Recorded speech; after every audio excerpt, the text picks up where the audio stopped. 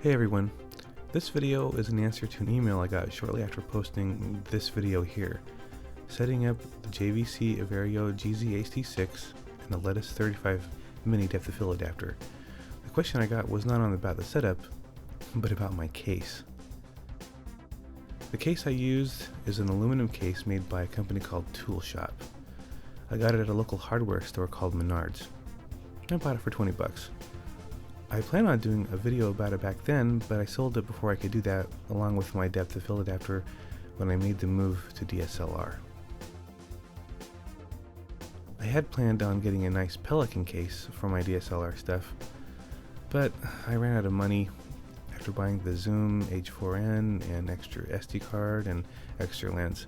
So I still needed a case, but I was short on money. So I went and did what I had done for my first setup, went back to the hardware store. Now, unless you live in the Midwestern United States, I doubt very seriously you'll be able to get this particular brand. Tool Shop is kind of the Menards house brand. They have a forever warranty, which means if you break it, you can return it with a receipt and get another one for free of charge.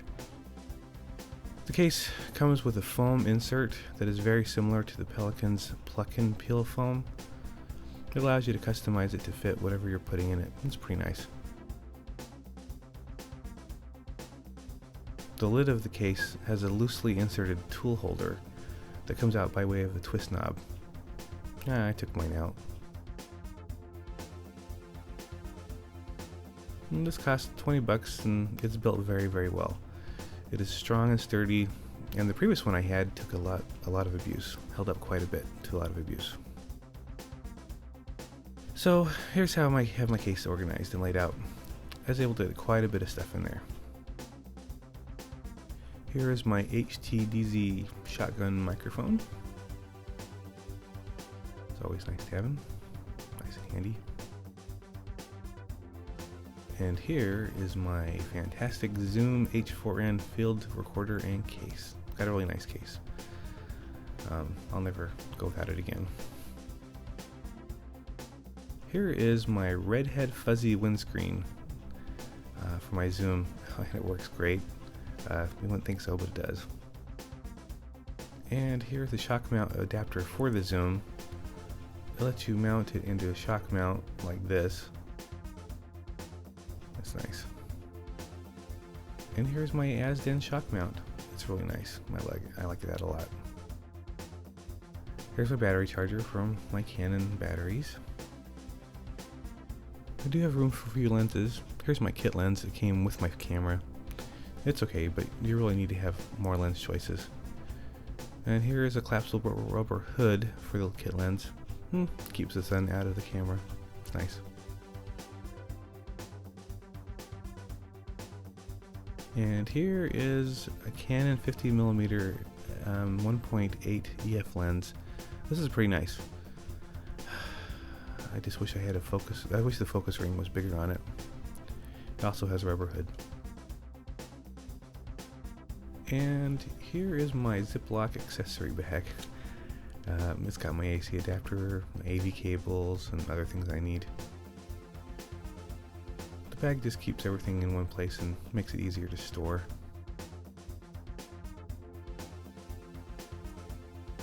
And here's my camera. It's a Canon Digital Rebel 2Ti or 550D. I also have a battery grip attached to it. I love this thing.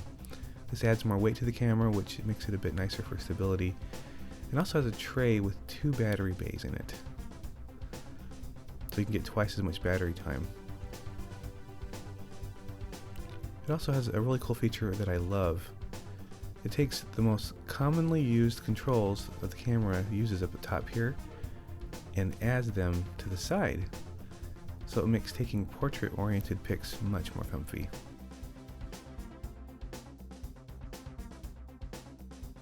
But I think the most important feature is it totally reduces the fatigue that comes from holding the T2i for long periods of time.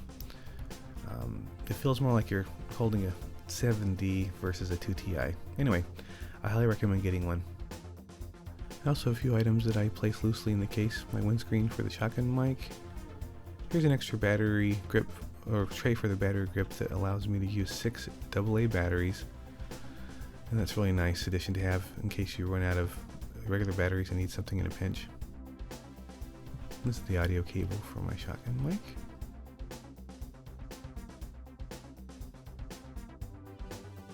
I do have one extra battery, which, by the way, you can still run the battery grip with while you're charging the other batteries. It's kind of nice. And here is a Tiffin UV filter for my 50mm lens. I need to get another one for the kit lens, but right now I'm just done with that. That's pretty much it. Is it better than a Pelican? No way. It's not waterproof or crush proof, but it still adds ample hard case protection. Much better protection than a soft over-the-shoulder camera case or bag gives you, and it only costs $20. I'm confident similar cases can be found at Lowe's and at Home Depot or online. Just make sure they offer the pluck and peel type of foam inserts. I just did an eBay search for aluminum case and came across this one. It is only $40 and has enough room for a camera, lenses, etc. Obviously my case did not come with any foam on the underside of the lid.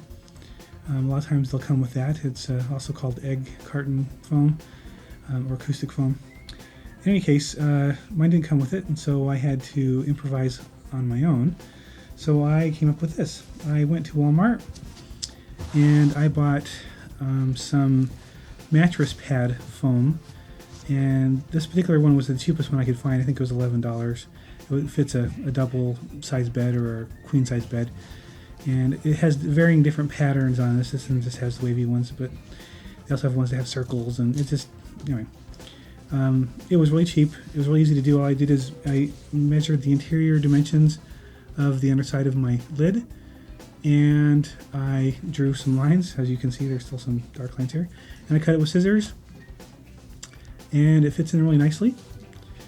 And that's it. I actually am using two of these because the thickness adds a little bit more pressure when the case is closed against the gear inside, so that it doesn't move around.